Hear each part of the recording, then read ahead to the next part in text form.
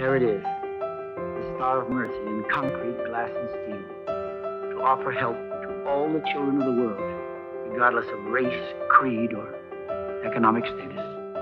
We're going to begin with leukemia, and by God's grace, after defeating it, go on to other diseases. If I were to die tomorrow, I now know why I was born.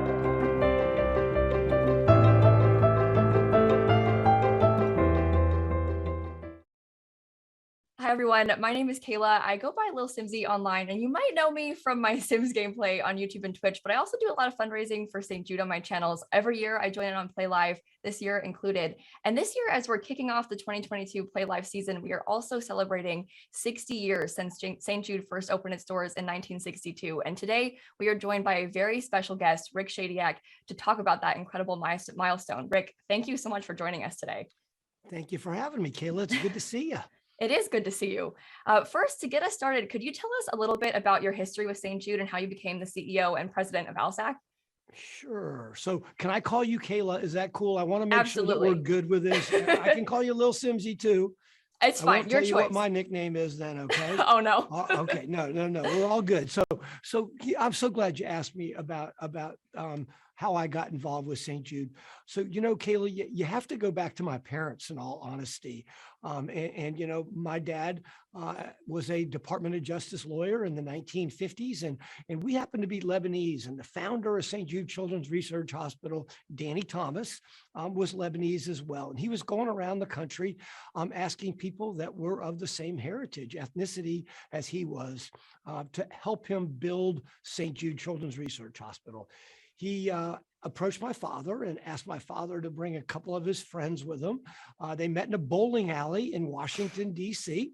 And Danny Thomas told them that he wanted to build a hospital that would treat catastrophically ill kids, so kids with cancer and other deadly diseases. They wanted to put it in a place where kids didn't have access to specialty quality healthcare, especially kids that were of color.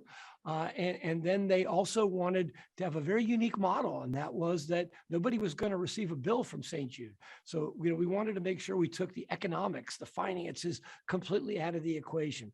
And my father told me, he basically just asked one question. He said, Danny Thomas, why are we going to do this? And Danny looked at him and said, we're doing this to say thank you to God and the United States of America for giving their parents, my grandparents, the opportunity to come to this country and to make a life. So my parents said yes. My dad helped Danny Thomas in the 1950s, and ultimately St. Jude opened up on February 4, 1962 in Memphis, Tennessee. And Kayla, here's the cool thing too. I mean, it's a bad thing, but this is how amazing this vision was. They chose to open St. Jude in a segregated city intentionally because they wanted to provide access to that specialty quality healthcare to all kids. And from day one, we welcome kids of all races, creeds, religions, economic backgrounds through the front door of St. Jude Children's Research Hospital. And so that's how my family got involved. And as I saw my parents and I got a little bit older, I wanted to get involved with this because I thought it was incredible. And, I would go door to door raising money. My brother and I would raise money for the cause. And we collected back in those days. Now, I don't want you to think I'm that old because I'm not that old. Okay. But we were collecting, coins back in those days in canisters. And you know what they called it? They called it the Teenage March. Okay. And I wasn't even a teenager yet, Kayla. I know it's hard for you to picture me as a teenager. I get that. Okay. But that's how I got involved, and then, grew my involvement. And here I am today. I have the privilege of being the chief executive officer of the fundraising and awareness organization for St. Jude that you are such an instrumental part of. Oh, well, thank you. St. Jude is just amazing. The work they're doing is amazing. But this year, as we're gearing up to celebrate the 60th anniversary, and we look back on the last 60 years, is there anything that stands out to you? Kayla, I think what stands out to me is how audacious, how bold, the founding vision was. I think about that all the time, that they decided to tackle an incurable disease. So the first disease that they tackled here at St. Jude was acute lymphoblastic leukemia, or leukemia, the most common form of childhood cancer. It had a survival rate of 4%, Kayla. That means that 96 out of 100 kids that would be diagnosed would pass away, and pass away quickly. You know, my dad told me things were so dire that moms and dads were told to celebrate half birthdays because their child wouldn't make it to the next birthday.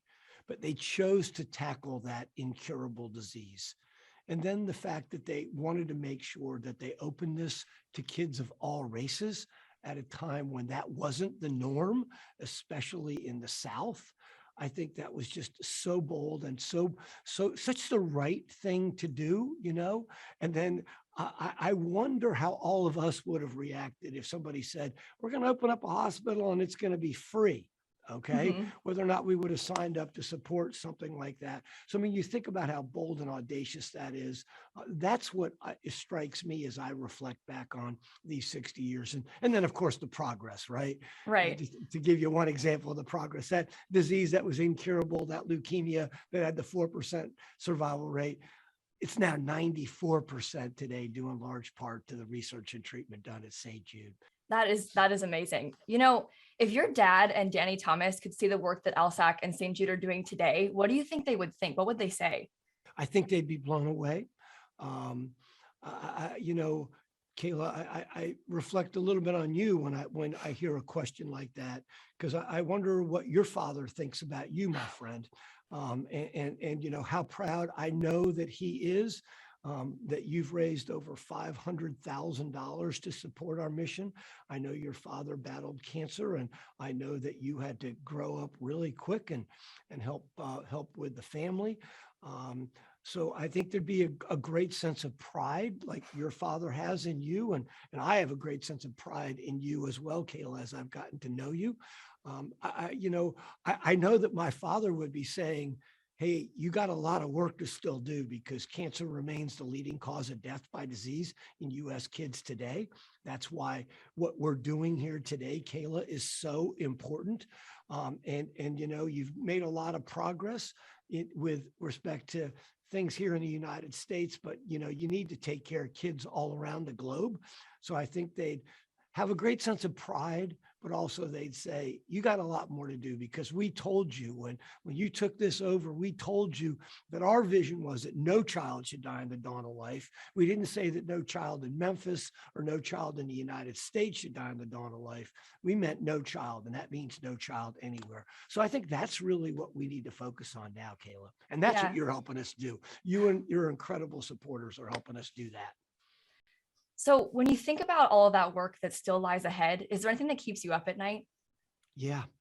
You know what keeps me up at night and is 400,000 kids, 400,000 kids, some of them the same age as, and I say it with the utmost respect to you, but could be your age and some of your followers, your subscribers.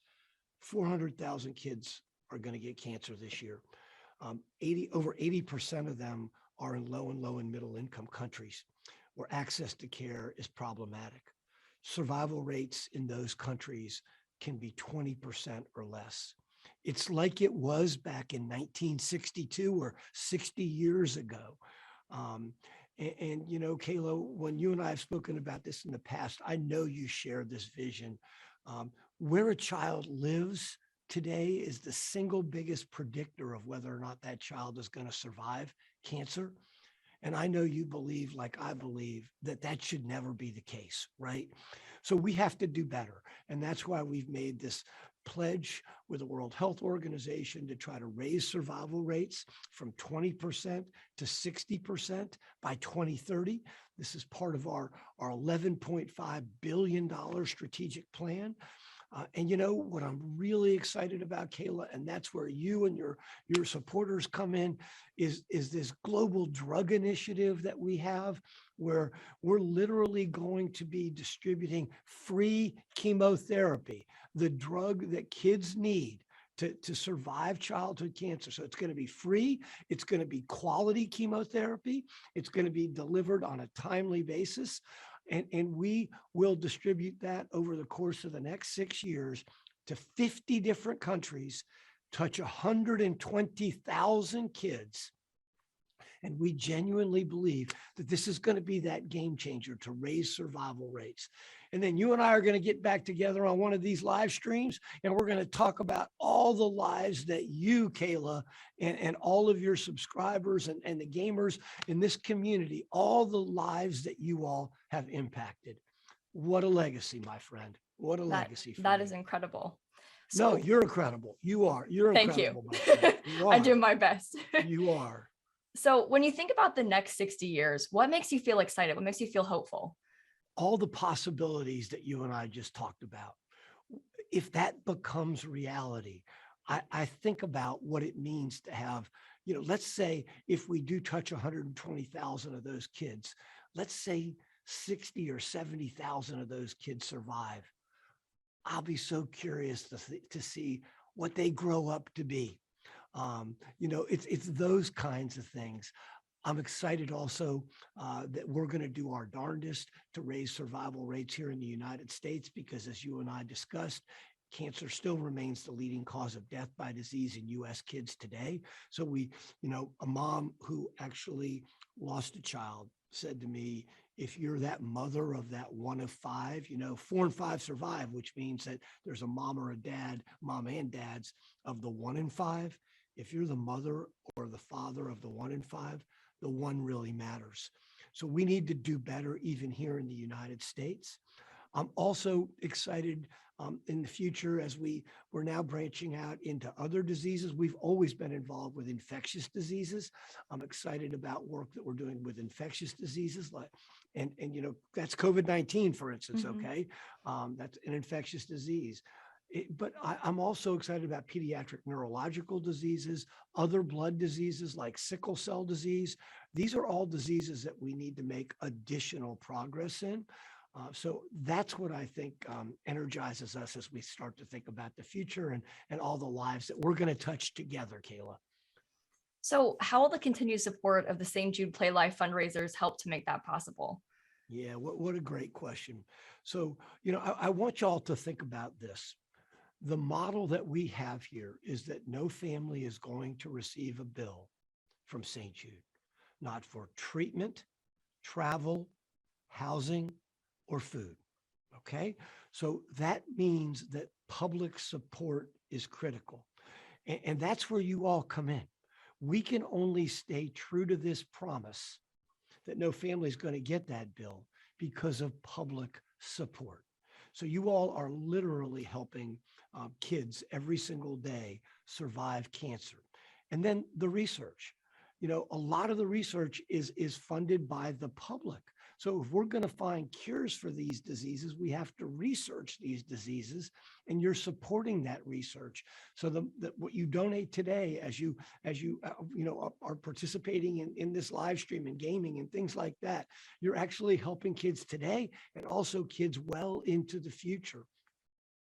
Kayla, if I could just for a second, the reality of all this struck me because I don't know if you know this, because I haven't talked to you in a couple of weeks, but we have Ukrainian patients here at St. Jude today. There are 8 Ukrainian patients that were evacuated from the war in Ukraine, along with 21 family members. And they are here at St. Jude Children's Research Hospital.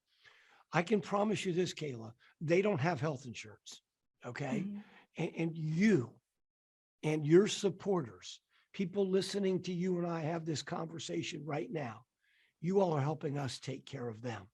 You're helping us take care of the 21 family members that are with us. And God willing, Kayla, God willing, those kids are going to grow up, be healthy, become gamers, streamers, just like you and all of your friends that are listening to us today. And they're going to have an impact on the world, a big impact on the world, just like you, my friend. Absolutely. Well, is there anything else you'd like to say to the fundraisers as they're getting ready for their efforts this year for the Play Live season? Thank you. That's what I'd like to say. Thank you. You, Kayla, you are awesome. You are awesome. I can tell, having met you, how much you care about others. You put others before yourself. You're so genuine in your support of St. Jude. And I want to thank your entire community that gets behind you. You've raised over $500,000 to support this mission. That's incredible. The gaming community has raised almost $45 million. Again, just a remarkable accomplishment, a coming together to have incredible impact. So what I'd like to say is a heartfelt gratitude. Thank you, thank you, thank you. Well, thank you, Rick. Thank you so much for joining us today. I will say that Play Live is like my favorite time of the year, every year. I just love everyone coming together and working together for this amazing cause. It really means a lot to me to hear you say that, by the way. So thank you so much. And everyone who's joining us today, thank you for fundraising with us. I mean, your efforts are going to go a long way. Like you said, the gaming community has raised so much money for St. Jude together, and we're going to do it again this year. So thank you all so much. Make sure to stick around and keep watching, because we have a ton more inspirational content for you. And again, just thank you for watching, and thank you, Rick, for talking to me today. Thank you, Caleb. God bless.